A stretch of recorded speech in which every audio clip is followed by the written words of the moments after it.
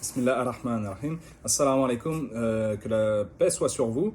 Donc on va continuer avec le juz 4 du Coran. On s'en était arrêté à la moitié environ de la sourate Ali Imran, la troisième sourate du Coran, et on va continuer tout de suite. Donc dans les juz précédents, nous avons réfléchi sur les erreurs des nations du passé et comment apprendre de ces erreurs. Donc on continue tout de suite. Alors, le verset 102, Allah nous dit, Ô les croyants, craignez Allah quand il doit être craint et ne mourrez qu'en pleine soumission. Et dans le 103, et cramponnez-vous tous ensemble au câble d'Allah et ne soyez pas divisés. Et rappelez-vous le bienfait d'Allah sur vous lorsque vous étiez ennemis. C'est lui qui réconcilia vos cœurs, puis par son bienfait vous êtes devenus frères. Et alors que vous étiez au bord d'un abîme de feu, c'est lui qui vous en a sauvés. Ainsi Allah vous montre ces signes afin que vous soyez bien guidés. Donc un hadith du prophète, donc les hadiths ce sont les enseignements du prophète qui ont été recueillis par les compagnons et que l'on peut trouver dans les recueils de hadith. Donc un hadith du prophète est pertinent lorsqu'il a demandé à Allah trois choses. Que cette Ummah ne soit pas détruite par un ennemi extérieur, qu'elle ne soit pas détruite par une épidémie, et que la désunion ne devienne pas la cause de notre destruction. Donc Allah lui a accordé les deux premières demandes, mais pas la troisième. Il n'a pas répondu au sujet de la troisième. Donc quand on regarde l'histoire de l'islam, ce sont les problèmes internes qui nous ont divisés. Cette division interne permet à l'externe de l'utiliser contre nous-mêmes et de nous exploiter. C'est le thème tout au long de la sourate. Le message est de rester unis. Donc dans l'aya 105, Allah nous dit, et ne soyez pas comme ceux qui se sont divisés et se sont mis à disputer après que les preuves leur furent venues. Et ceux-là auront un énorme châtiment. Ensuite, alors voilà, donc l'unité est ce dont on a besoin. Ensuite, du verset 122 au 127, Allah nous rappelle de la bataille de Badr, qui fut une victoire grâce à l'armée d'anges qu'Allah envoya pour combattre aux côtés des musulmans, car ils étaient en nombre inférieur. Ce qu'il faut retenir, c'est qu'il n'y a aucune aide ou assistance sauf l'aide de Allah. Subhanahu wa ta'ala. Ensuite, ayah suivant, donc 121, lorsqu'un matin tu, Mohammed, quitta ta famille pour assigner aux croyants les postes de combat, et Allah est audient et omniscient. Donc, la suite n'est pas là. Ensuite, 152, et certes, Allah a tenu sa promesse envers vous, quand par sa permission vous les tuiez sans relâche, jusqu'au moment où vous avez fléchi, où vous vous êtes disputé à propos de l'ordre donné, et vous avez désobéi après qu'il vous eut montré la victoire que vous aimez. Il en était parmi vous qui désiraient la vie d'ici-bas, et il en était parmi vous qui désiraient l'au-delà. Puis il vous a fait reculer devant eux, afin de vous éprouver. Et certes, il vous a pardonné, et Allah est détenteur de la grâce envers les croyants. Ensuite, 159. C'est par quelque miséricorde de la part d'Allah que tu, Mohammed, as été si doux envers eux. Mais si tu étais rude, au cœur dur, ils se seraient enfuis de ton entourage. Pardonne-leur donc, et implore pour eux le pardon d'Allah, et consulte-les à propos des affaires. Puis une fois que tu t'es décidé, confie-toi donc à Allah, car Allah aime en vérité ceux qui lui font confiance. Donc, dans ces versets-là, Allah nous parle de la bataille de Uhud, qui fut la première défaite des musulmans. D'accord ? Allah nous rappelle que parfois dans la défaite, nous apprenons des leçons importantes pour la victoire à long terme. Donc en fait, ce qui s'est passé, c'est que certains des compagnons se sont retournés malgré les conseils du prophète, et donc leur manque de collaboration a emmené vers la défaite. Allah leur rappelle également comment l'aide vient d'Allah lorsque nous restons sur ce qu'Allah et le messager d'Allah sallallahu alayhi wa sallam ont commandé. En fait, ce qui s'est passé, c'est que le messager d'Allah sallallahu alayhi wa sallam avait commandé à certains des compagnons, les archers, de rester sur une montagne car c'était un point stratégique. Et ils étaient en nombre inférieur, les musulmans, mais malgré ce nombre inférieur, grâce à ce point stratégique, ils avaient l'avantage dans la bataille. Voyant que les musulmans avaient l'avantage, les archers ont décidé de descendre alors que le prophète sallallahu alayhi wa sallam, avait spécifiquement spécifié qu'il fallait rester justement sur cette montagne, car c'était un point stratégique. Ils sont descendus en fait pour collecter les armes de guerre sur le champ de bataille, car ils avaient peur qu'il n'y aurait plus d'armes de guerre pour eux, parce qu'ils étaient sur la montagne. Donc en fait, ils sont descendus pour les biens d'ici-bas, et ils ont perdu ce point, les musulmans ont perdu ce point stratégique, et ce qui a causé la défaite des musulmans dans cette bataille de Uhud. Ensuite, donc Allah nous mentionne ces bénédictions à 2 reprises, comme pour dire que les bénédictions d'Allah ne sont parmi nous que lorsque nous sommes unis. Ensuite, l'ayah 144, Mohammed n'est qu'un messager.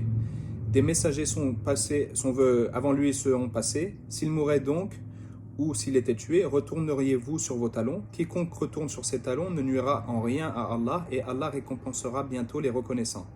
Donc en fait, dans cette bataille de Uhud, certains des compagnons ont abandonné car ils pensaient que le prophète avait été tué, sallallahu alayhi wa sallam. Et donc Allah leur demande s'ils veulent retourner à la mécréance. Il nous rappelle que le prophète n'est qu'un messager et qu'Allah est avec nous en tout temps. Et il nous rajoute, dans l'ayah 160, et si Allah vous donne son secours, nul ne peut vous vaincre. S'il vous abandonne, qui donc après lui vous donnera secours? C'est à Allah que les croyants doivent faire confiance. Ensuite, on passe à autre chose, à un autre sujet. Donc, l'ayah 133 et 134, Allah nous dit,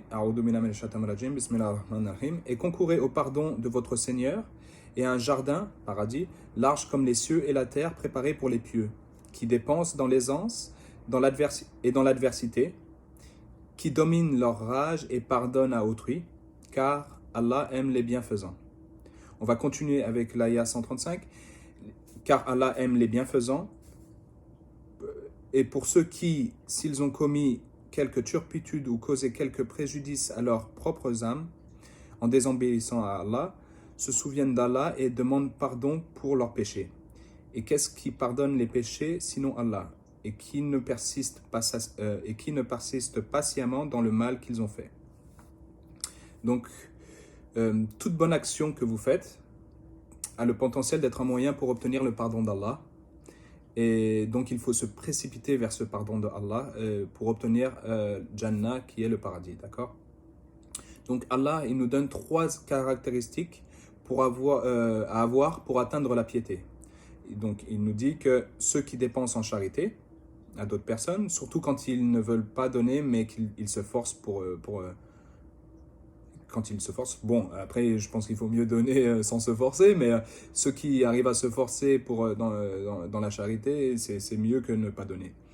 Il dit aussi, donc ça c'est une des caractéristiques qu'il faut avoir pour être pieux. Il faut aussi ceux qui réprimandent leurs pulsions de colère envers les autres. Donc il est normal de se mettre en colère de temps en temps, mais il est important de contenir cette colère et de la retenir afin qu'elle ne soit pas vue dans nos actions. C'est ce qu'on appelle le jihad nafs. Donc le jihad, c'est se contrôler. Voilà, le jihad, c'est une guerre que tu as à l'intérieur de toi-même. Jihad nafs. Et troisième caractéristique qu'il faut avoir, c'est ceux qui pardonnent aux autres. Et Allah termine l'ayah donc 134 en disant « Allah aime ceux qui sont muhsinin », donc ceux qui sont bienfaisants. En fait, muhsinin, c'est ceux qui font le mieux, qui font du mieux qu'ils peuvent, donc qui font les choses avec ihsan. Ihsan, c'est excellence, l'excellence. D'accord? C'est pas la perfection, car nous sommes tous les fils d'Adam, nous sommes tous imparfaits, mais l'excellence, c'est donner vraiment le meilleur de toi-même, vraiment le meilleur de toi-même. Et donc, ihsan, c'est le plus haut niveau de piété. D'accord? L'ihsan, le muhsin, il a des bonnes opinions. Le muhsin, c'est celui qui agit avec ihsan.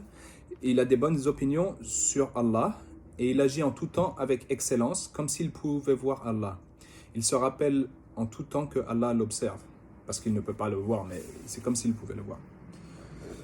Ensuite, donc en fait, dans l'ayah 134, ce sont la piété, donc ce sont les relations que l'on a avec les autres. Et ensuite, dans l'ayah 135, Allah nous parle des relations que l'on a avec nous-mêmes. Donc, quand on commet une erreur, on se rend compte déjà dans un premier temps qu'on a commis une erreur, on demande on demande le pardon pour cette erreur, et on agit ensuite. On essaye d'éviter de recommettre les mêmes erreurs, et on a des actions pour nous repentir. D'accord ? On passe au sujet suivant. Donc, ayah 190 et 191. A'oudhu billahi minash shaitanir rajim, bismillahir rahmanir rahim. En vérité, dans la création des cieux et de la terre, et dans l'alternance de la nuit et du jour, il y a certes des signes pour les doués d'intelligence, qui, debout, assis, couchés sur leur côté, invoquent Allah et méditent sur la création des cieux et de la terre, disant « Notre Seigneur, tu n'as pas créé cela en vain, gloire à toi, garde-nous du châtiment du feu. » Donc ce sont différents types d'adoration qu'il est en question. Et donc dans toutes les positions, j'ai perdu le cours, excusez-moi. Donc dans toutes ces positions, assis, debout et couché sur le côté, Allah nous rappelle qu'il sera bon envers ceux qui commettent le dhikr. Dhikr, c'est se rappeler de Dieu, d'accord, d'être conscient de la présence de Dieu. Qui se rappellent, donc les gens qui se rappellent et qui contemplent l'univers. Donc cela nous ramène et remet les choses en perspective. Qui nous sommes, qui sommes-nous et qui sommes-nous censés être, d'accord. Donc nous nous rappelons la présence dans ces trois positions, donc debout, la présence d'Allah dans ces trois positions. Donc debout, donc c'est quand on est en prière en fait, ou quand on est en prière, ou même par exemple quand on sort de chez soi, on récite des choses, ou à tout moment. Ensuite assis, donc assis c'est par exemple quand tu étudies, tu es assis et là tu étudies et tu lis. Et couché, c'est quand tu te relaxes et tu fermes les yeux et que tu réfléchis et que tu te rappelles de tous les bienfaits qui te sont arrivés et tout ça, quoi. Donc à chaque instant de la vie, à chaque instant de la journée, c'est une occasion pour se rappeler que Allah est celui qui nous donne tous nos bienfaits. Ensuite, 193 et 194, donc là c'est la suite en fait. Garde-nous du châtiment du feu, d'accord. Seigneur, nous avons entendu l'appel de celui qui a appelé, ainsi à la fois, croyez en votre Seigneur. Et dès que nous avons cru, Seigneur, pardonne-nous, et dès lors nous avons cru, pardon. Seigneur, pardonne-nous nos péchés, efface de nous nos méfaits, et place-nous à notre mort avec les gens de bien. Seigneur, donne-nous ce que tu nous as promis par tes messagers, et ne nous couvre pas d'ignominie au jour de la résurrection, car toi, tu ne manques pas à tes promesses. Donc la sourate Fatiha, qu'on avait vu dans le Juz 1, la sourate Baqara et la sourate Ali Imran, se terminent toutes trois par une supplication, par des doua. Les doua, c'est les supplications, des demandes que l'on fait à Allah. Donc voilà. Et donc, un autre détail que j'avais vu sur ce passage, sur ce juz, c'est l'ayah 96, où Allah nous dit A'oudhu billahi minash shaitanir rajim, bismillahir rahmanir rahim. La première maison qui ait été édifiée pour les gens, c'est bien celle de Mecca, la Mecque, et bénie et une bonne direction pour l'univers.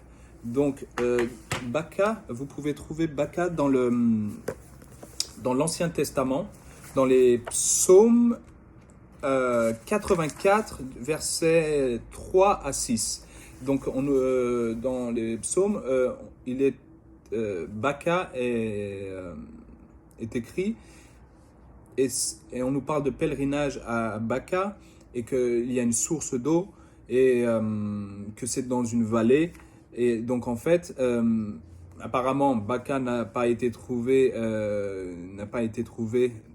dans les recherches. Quand on étudie la Bible, on se demande où est Baka, mais Baka, en fait, c'est Mecca, parce que Mecca, c'est une ville, c'est dans la vallée. Il y a une source d'eau qui s'appelle la source de Zamzam. Et pèlerinage, Mecca, c'est la ville où il y a le plus de pèlerins dans le monde entier. Donc voilà, petit détail, vous pouvez faire des recherches sur la Bible si vous voulez et voir. Allez, salutations, peace.